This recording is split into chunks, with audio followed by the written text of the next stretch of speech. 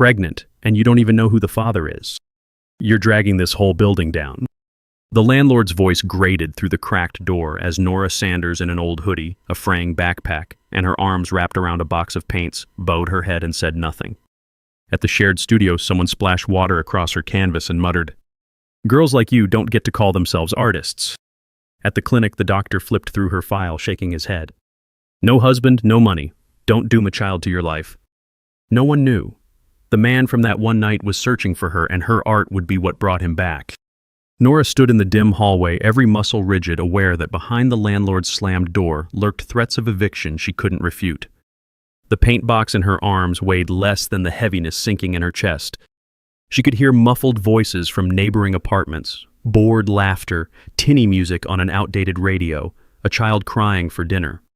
With her chin tucked into the collar of that ancient hoodie, she turned away from the landlord's domain, the key in her pocket almost slipping through the tear in the lining. Her expression revealed no anger, no panic. She pressed the elevator button and waited, inhaling the stale air that carried the stench of cheap fried meals wafting up the stairwell. When the doors parted, she stepped inside, ignoring the flickering fluorescent tube overhead, and rode the elevator in complete silence, arms tight around the box of paints. Outside, on the cracked sidewalk, a flurry of early evening traffic honked and sputtered. Cars slowed to avoid potholes while pedestrians rushed by, coats drawn close against the biting breeze. Nora gripped the paint box with one hand, adjusting the fraying backpack on her shoulder with the other. A group of teenagers loitered near the entrance, eyeing her with that guarded curiosity. She passed them, offering no greeting, her steps brisk but measured. In the corner of a battered bus shelter, someone recognized her from the building and whispered behind a raised hand. Nora's eyelids fluttered closed for an instant, but her pace never faltered. She was used to that hush of disapproval, the insinuation that she was not only alone, but also irresponsible for daring to carry a life without the so-called safety net of a man by her side. When she reached the studio building 6 blocks down, the windows glowed in a rainbow of neon paints. Inside, fellow artists jostled for space, murmuring about upcoming group exhibits, complaining about the cost of frames or the lack of paying customers. Nora tried slipping to the back corner where she'd set up a single easel next to a battered table. But before she could place her box of paints down, someone flicked water from a stained brush onto her canvas, a half-finished piece showing a mother's outstretched arms. The water trickled down the charcoal outlines, smudging them irreparably. She froze, looking at the splotchy destruction, then raised her gaze to the figure who had done it. A woman with a messy topknot and a scowl offered no apology. "Girls like you don't get to call themselves artists," she said, voice low yet piercing. "You can't even handle your own life, let alone make meaningful art." Others nearby pretended not to notice, but no one intervened. Nora simply wiped the droplets from the canvas with a rag, though the lines were already blurred. Without a word, she placed the rag aside, slid the canvas under the table, and stood there, expression blank as if bracing herself for the next wave of scorn. Across the room, a pinned flyer advertised an upcoming event, a modest local art fair promising exposure and possibilities. Nora had inquired about it once, only to be told by the coordinator that her situation made her a wild card, someone who couldn't be relied upon to maintain a respectable public image. She'd left that conversation with her shoulders tense, having spoken barely 2 sentences. The same tension now coiled in her arms as she carefully set up another blank canvas, ignoring the watery mess on the floor. She adjusted the worn hoodie around her growing belly, a swell she could no longer fully hide, especially under the studio's bright overhead lamps. The scorn in people's eyes had grown more blatant in recent weeks, as if her pregnancy was an eyesore in a room that prided itself on cutting-edge creativity. She inhaled slowly, letting the smell of turpentine ground her, and lifted her brush to the blank surface. Hours later, after repeated side glances and under-the-breath remarks, Nora gathered her things. The studio's fluorescent lights dimmed to a nighttime mode, and a staff member hovered by the exit arms folded, tapping a foot. She washed her brushes at the communal sink, ignoring the watery rainbow that spiraled down the drain, then slipped outside into the chilly dark. Her stomach rumbled, but she pressed a hand to her abdomen, not so much a gesture of hunger as a reassurance that she was still anchored in the life growing within her. She made her way to a corner store where fluorescent lights bathed the shelves in harsh illumination. As she reached for a carton of milk, a neighbor from her building turned the corner of the aisle. The neighbor raised eyebrows and smirked, scanning Nora's old hoodie and the rounding shape beneath it. "Painting for a living and knocked up. Bet she doesn't even know who the father is." the neighbor muttered to a friend, loud enough to echo down the aisle.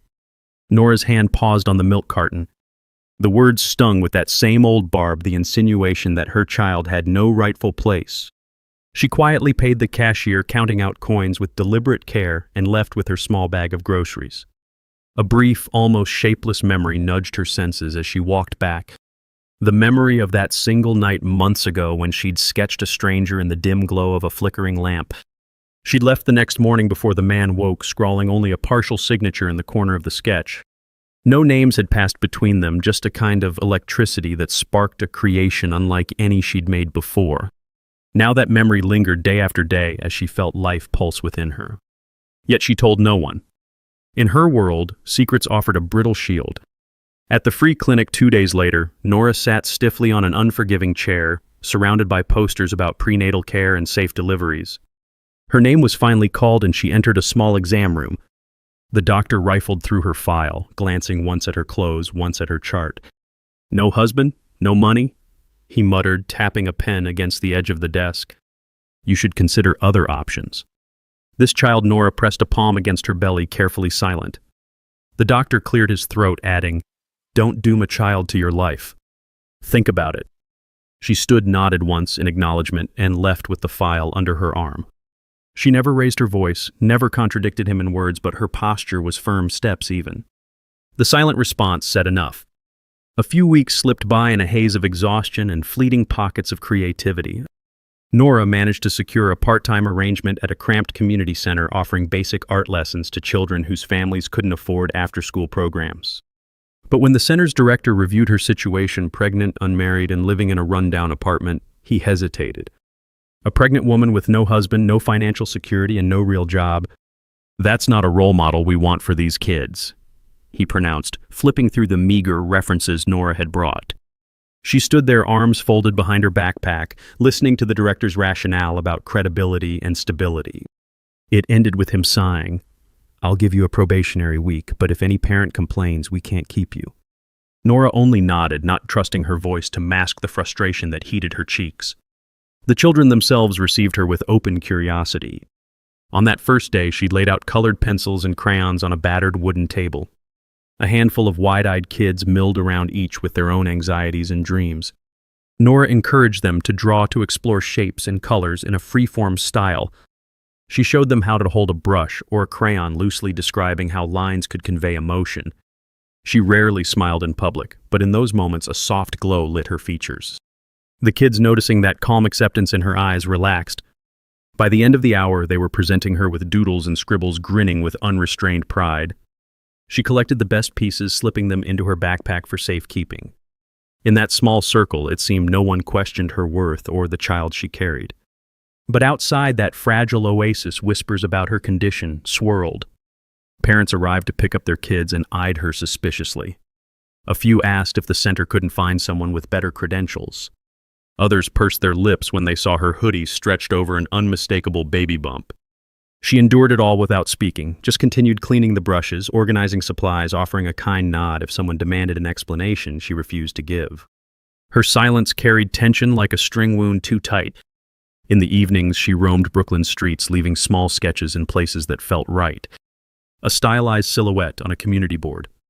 A chalk drawing on the side of a convenience store. Tiny reminders that creativity could bloom anywhere, no matter how gray the surroundings. She signed each piece with a hidden mark, a subtle flourish that only she and one other person in the world might recognize. She told no one about her habit of leaving these sketches behind. It became a secret lifeline, a silent conversation with the memory of that stranger. Elsewhere in the city, a man named Liam Drake was noticing patterns. As a collector of art, he possessed an uncanny knack for tracing the lineage of a piece simply by the style of a brush stroke. For months, he'd been haunted by the memory of a fleeting night and the delicate sketch left on his bedside table. He'd woken to find her gone, the only clue that swirling mark in the corner of the paper. Now he was glimpsing traces of that same style in odd corners of the city murals on battered walls, crayons scrawled on charity donation bins. Each time he felt a jolt. Initially, he dismissed it as coincidence, but the similarities were too exact. The slender lines, the gentle shading, the minimal but precise way the compositions flared with quiet intensity.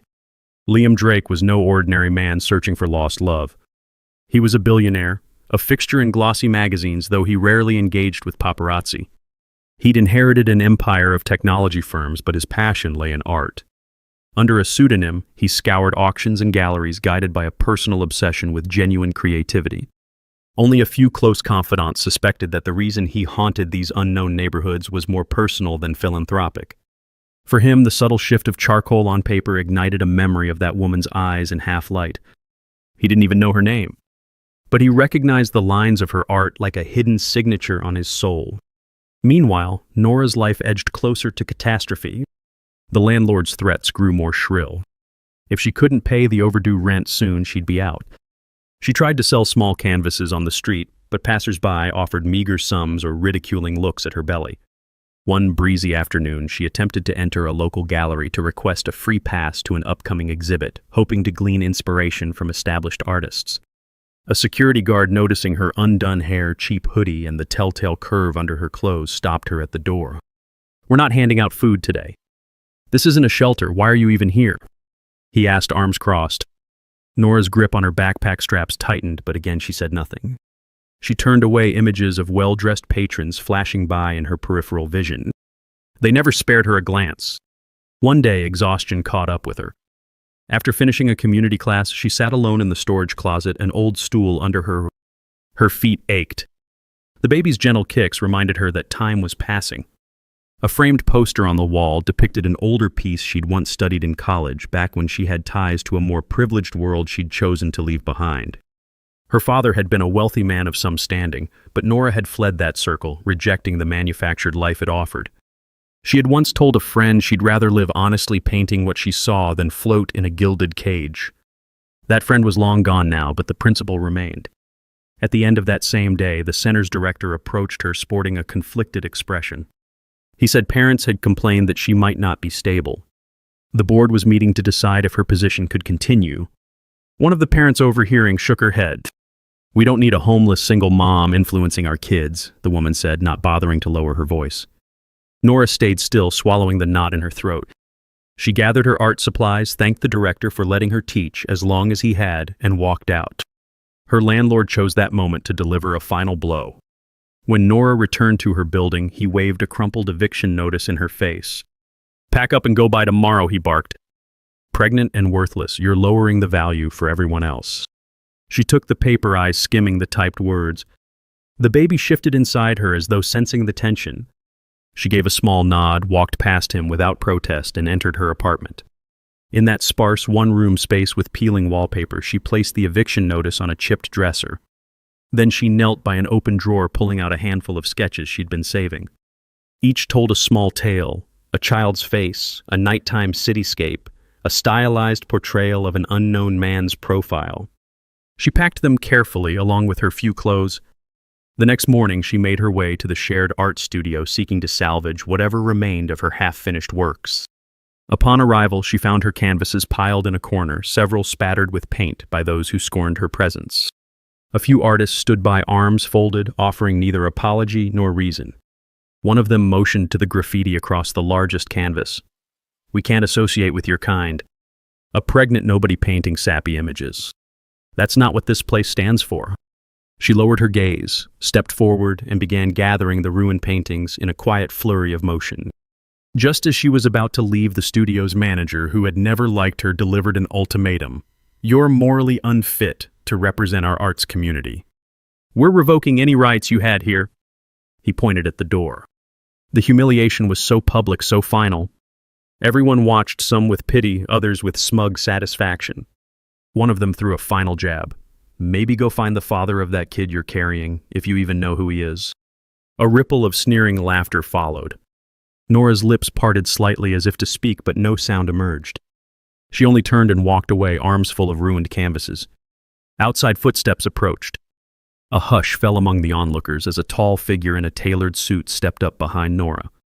Liam Drake, whose face was unfamiliar to many in that circle, stood with a magnetic stillness, surveying the scene. He saw the defaced paintings, the hateful scowls, the way Nora's shoulders drooped under burdens both literal and symbolic. For an instant, time seemed to stand still. Then he spoke, voice firm, yet resonating with a quiet undercurrent of emotion. Is this how you treat Nora Sanders, the true artist behind half the sketches you've admired in secret? Heads whipped around. The manager blinked in confusion. Others murmured Nora who. Since no one had bothered to learn her full name, Liam stepped closer, gently taking one of the vandalized canvases from her arms. He touched the corner where a subtle swirl of paint formed the same mark that had haunted him for months. I've been searching for the creator of these pieces, he announced, turning so the entire studio could hear. Her art has spread across the city, inspiring children and adults who stumble upon it. She's the mother of my child, and I will not allow another person to defame her. A stunned silence settled, broken only by the shuffle of uncertain feet. A half-dozen onlookers exchanged shocked glances. Some recognized the name Liam Drake, but others only sensed that this was a wealthy man not to be dismissed. The manager flustered, stammered about studio policy, about moral decency.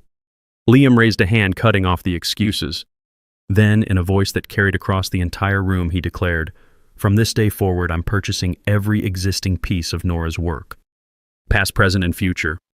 Anyone who tries to undermine her reputation or deny her place as an artist will answer to me." The hush deepened. In the corner, an older painter who had poured scorn on Nora now paled. A few spectators fidgeted, recalling the cruelty they'd shown. Cameras from a local reporter who had come to cover some other story suddenly swiveled, capturing the moment. One by one, those who had ridiculed Nora felt compelled to step forward with halting apologies. The manager tried to soften his posture, muttering something about a misunderstanding. The woman who had splashed water on Nora's canvas stared at the floor, cheeks burning with embarrassment. Nora, in the midst of it all, remained silent, her eyes lowered. She clutched the corners of her bag as though expecting another blow. But Liam reached over gently, placing a steadying hand on her arm. A look passed between them, recognition, relief, and a stirring question about everything that had led to this moment. In a swirl of media interest, Liam ushered Nora out of the building. Their steps led them to the sidewalk where he guided her into a waiting car that sparkled with discreet elegance. A few onlookers lingered, snapping pictures with cell phones. As the car door closed, the tension in Nora's face loosened, but she didn't speak. Liam sat beside her posture, measured, gazing at her with an unreadable expression. His voice was quiet when he finally broke the silence. "I never forgot your drawings. I've spent months tracking them, hoping to find you. I didn't know about the child, but it changes nothing."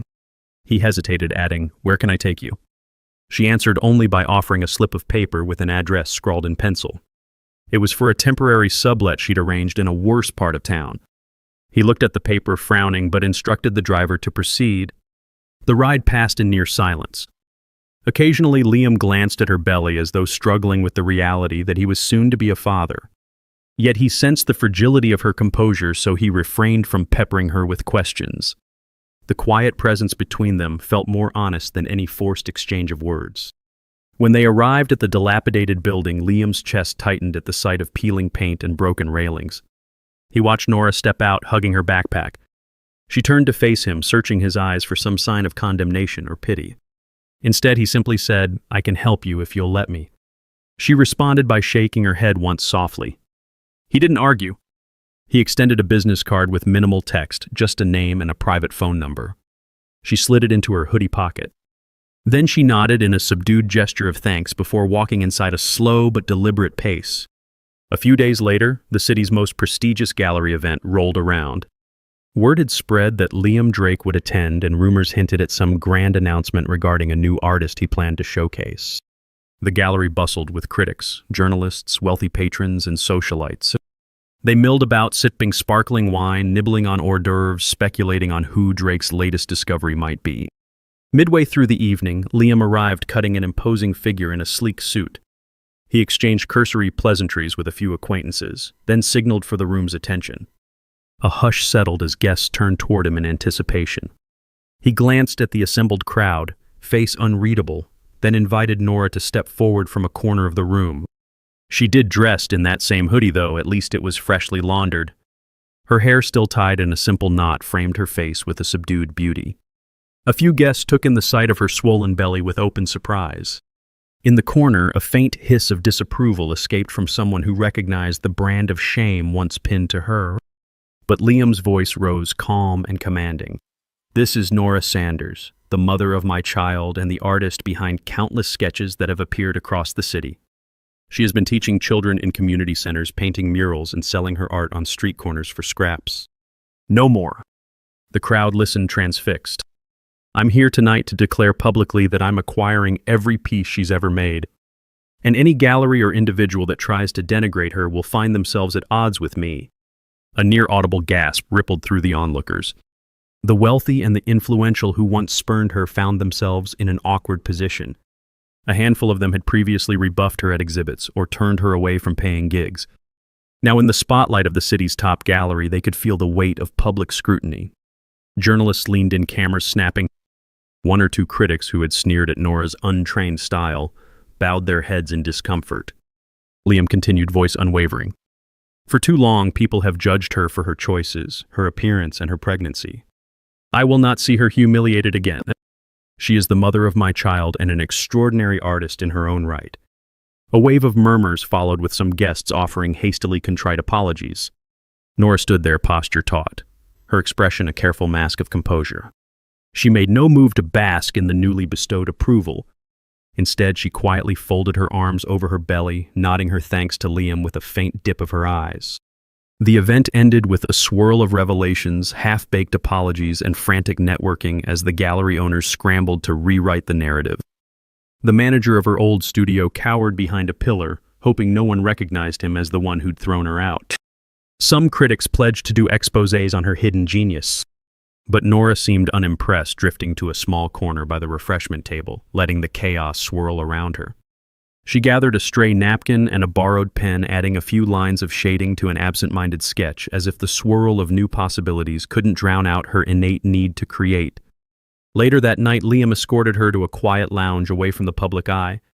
He spoke in low tones about how he could provide a stable home, how she could have every resource she needed.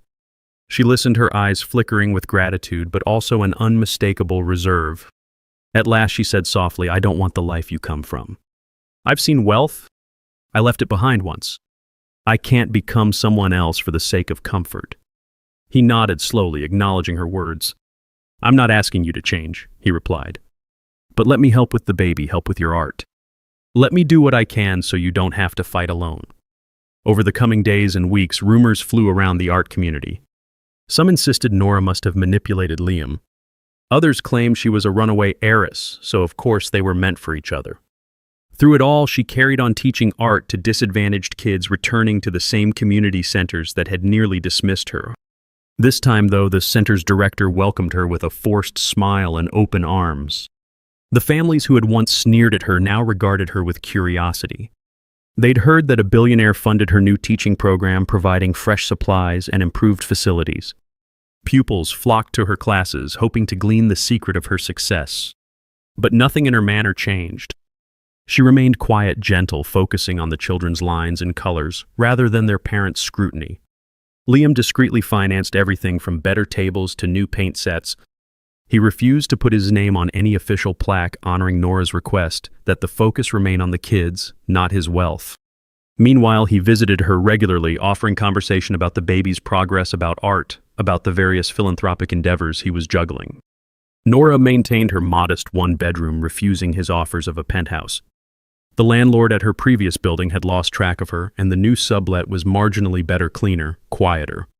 She insisted on paying rent with money earned from her classes, ignoring the fact that Liam had made sure no one would refuse her again. Occasionally, the press pounced outside the community center, snapping photos of her carrying supplies or speaking softly to a child. They yearned for a scandalous angle. Was this a torrid fling turned philanthropic, or an arrangement of convenience? But Nora's unwavering composure yielded no scandal. She displayed no showiness, wore no extravagant clothing, and accepted no lavish gifts. If Liam brought a new coat for her during a cold spell, she quietly thanked him, but continued wearing the same hoodie the next day. The tabloids, frustrated, could only speculate. One late afternoon, Nora completed a mural on the side of a once blighted building. It depicted children of all backgrounds painting together beneath a blossoming tree.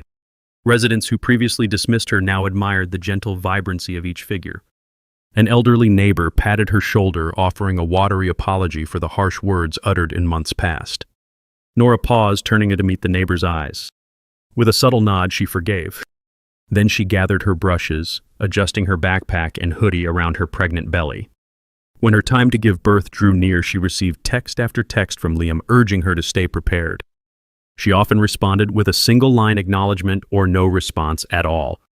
Yet the connection between them, built on that single night and the intangible bond forged through art, remained. During a quiet evening, she stood alone in the half-finished nursery at the community center, painting whimsical murals for the kids who came in daily. A memory flashed in her mind, the outlines of Liam's face by lamp glow, her charcoal capturing his features with an intensity that made her heart pound. She blinked the recollection away, focusing on the paint-laden brush. Finally, the day arrived, swift, unexpected. She was in the middle of an art session, guiding a timid boy to paint the ocean's horizon when the sharp pangs started. The center's staff rushed her to the hospital, and someone managed to call Liam. He arrived breathless, ignoring the stares of nurses who recognized his face from magazines. Nora labored with quiet grit, not crying out, not cursing. She kept her gaze on Liam's, reading the concern in his eyes. In that moment, she allowed herself a fleeting sense of safety in his presence. When the baby's cry finally echoed in the room, tears glistened in Liam's eyes. Nora stared at the newborn's tiny features and exhaled a long, trembling breath. A few weeks later, the press tried to swarm the hospital, longing for the first glimpse of the billionaire's heir. But Liam shielded Nora, whisking her away to a private wing, refusing all interview requests. Still, the rumor mill churned. Some insisted she'd move into his mansion. Others claimed she'd leverage the baby to get half his fortune. None of it was true. Once discharged, Nora returned to her modest apartment, baby in arms. Liam offered round-the-clock care, a nurse on standby, but she insisted she could manage. He compromised by quietly paying the nurse's wages just in case. Days passed in a blur of nighttime feedings and daytime attempts at painting while the baby slept. The child was healthy, a small wonder that seemed to bring fresh color into Nora's life. She took the baby with her to the community center, attracting mild controversy. Some parents felt uneasy about a newborn in the classroom. But no one dared challenge Liam's quiet, ever-present support. Over time, the rumor changed. Nora's baby is a symbol of love, some said, while others grudgingly admitted, she's better at teaching now, calmer, as if motherhood strengthened her art. One morning, an invitation arrived for Nora to speak at a major art conference. The organizers, having heard the swirling legends around her story, wanted her perspective on the intersection of humility and creativity. At first, she hesitated, uncertain whether her presence would be welcomed or scorned. But Liam gently persuaded her, offering to watch the baby while she spoke. So on a crisp evening, she walked onto the small stage of the conference hall, an audience of critics, art students, and curious onlookers leaning forward. She approached the podium in her signature hoodie and worn shoes, ignoring the astonished looks from those expecting a glitzy billionaire's partner. For a moment, she stood silently scanning the faces. She saw admiration, curiosity, and a few lingering traces of judgment. Then in a soft voice, she began to talk about her life, not in grand detail but with simple honesty, how she taught underprivileged children, how she found solace in painting, how she endured scorn for daring to keep a child she had no means to support. She spoke of quiet resilience, of valuing creativity that sparked from everyday struggles. Her final words echoed in the hushed hall. Simplicity, self-respect, and passion can't be shamed. My child will grow up without shame because their mother lived with truth. The entire room fell silent. No applause came at first, but not out of rejection. They simply needed to breathe in the raw sincerity of her statement. Then came a slow rising ovation. At the edge of the stage, Liam held the baby, his features taut with emotion, lips slightly parted. The roar of approval crested, yet Nora only bowed her head with the same gentle humility she'd shown since day one. After that conference, the world seemed to shift around her. While tabloids tried to spin sensational tales, the genuine art community embraced her. She accepted commissions for murals in youth shelters, always refusing any large personal payment. Instead, she asked that the money fund supplies for local children. Liam supported every initiative, stepping back when she wanted space, stepping forward when she needed help, never overshadowing her autonomy. People who once sneered now asked if their children could attend her classes, praising her technique and empathic teaching style. Even the landlord from her old building reappeared one day, feigning friendliness, but she merely shook his hand politely and moved on. There was no need for revenge, she was beyond that. In the months that followed, she settled into a life balanced between motherhood teaching and painting. The baby thrived, a small reflection of hope and possibility. Liam visited often but never forced a vision of marriage or assimilation into high society. She set her boundaries. The baby would know its father, but Nora wouldn't leave behind her calling to serve communities in need. He nodded and respected her stance. Even so, their bond grew in quiet increments.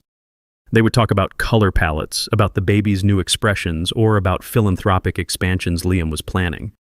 Sometimes she would rest her head against his shoulder in a fleeting moment of vulnerability, letting him see the exhaustion beneath her grace.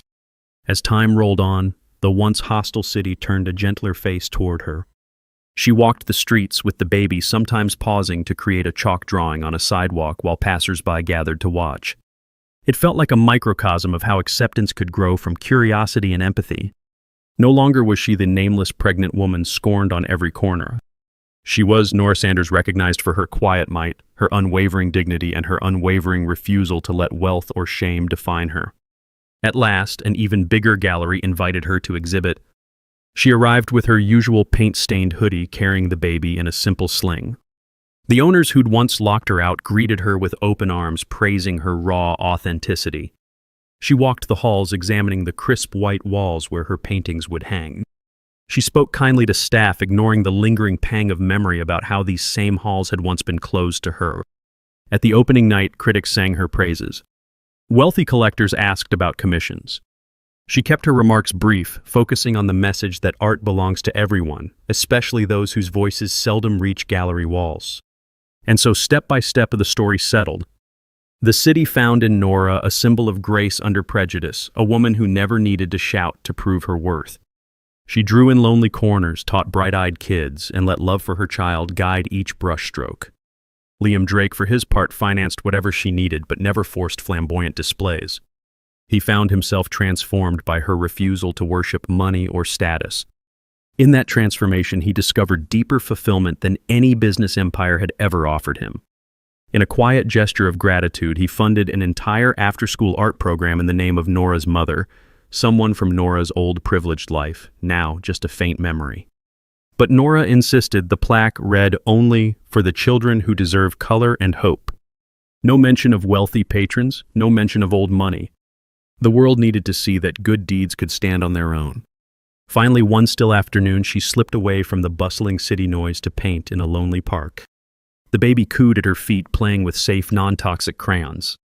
As she finished the final brushstroke on a large canvas depicting an open hand cradling a small seedling, a wave of calm passed through her. She recognized that no matter who might judge her in the future, or who might try to brand her life with scandal or pity, she was free. Free to walk, to paint, to teach, to raise her child in truth. When the sun began to set, she packed her brushes and folded a paint-stained cloth over the fresh canvas. The baby gurgled contentedly, reaching for a bit of leaf from the ground. She lifted the child in her arms, pressing a gentle kiss to a smooth cheek. Across the park, she saw Liam approaching, carrying a small basket of food. He waved, not wanting to startle her. She smiled softly, meeting his gaze without fear or reservation. They sat together, the baby nestled between them, watching the last rays of sunlight warm the canvas's colors. A hush stretched comfortable in its simplicity. He offered her a piece of fresh bread, and she thanked him with that same unspoken grace. Their story stretched on, unhurried, unforced. She might one day accept a ring if it felt right, or she might continue teaching children under her own name, free of any added labels. That choice, like all others, remained hers. And so the day ended with 3 silhouettes on a quiet lawn, a mother, a father, and a child. No paparazzi flashed cameras. No critics hovered pen in hand. No sneering voices demanded that she prove her worth. Just a hush of wind and the rustle of leaves as the city's distant hum lulled into dusk. In the end, Nora's life changed not through protest or revenge, but through the quiet resilience that refused to let shame define her. She remained exactly who she had always been, modest, proud, a painter of the ordinary magic in everyday life. Her final vow needed no words, only a brushstroke on a canvas that said she would live with passion and raise her child to know that acceptance was their birthright. Her silence spoke volumes, leaving an imprint on a city once deaf to her voice and on a man whose wealth had never truly touched his heart until now. No fairy tale ending sprang into place. The world continued to spin with all its judgments, complexities, and heartbreaks. But for Nora, that final brushstroke signified a tender future she had forged by her own terms, unbroken by the scorn of those who couldn't see her. A life of art of teaching of motherhood rich in a way status or money could never replicate. And on a quiet evening, she gently laid her brush aside, gazing at her child's sleeping face, a faint smile drifting across her lips. In that hush, she breathed easy content, undefeated. That was all she needed. And that was everything.